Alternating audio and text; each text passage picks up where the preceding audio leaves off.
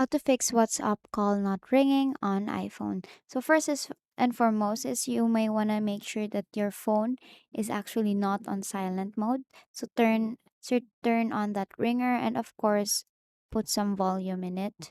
So for me, I just want to have to mute that one.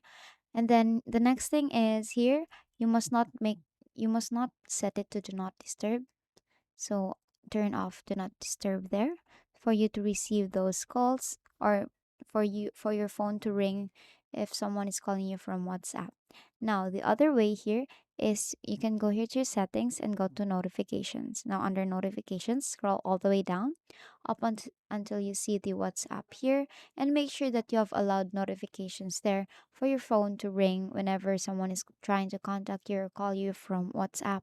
And basically, that is it. And that is all for today. If this video helped you, please don't forget to like, share, and subscribe to YouTube channel to show your support. Thank you for watching.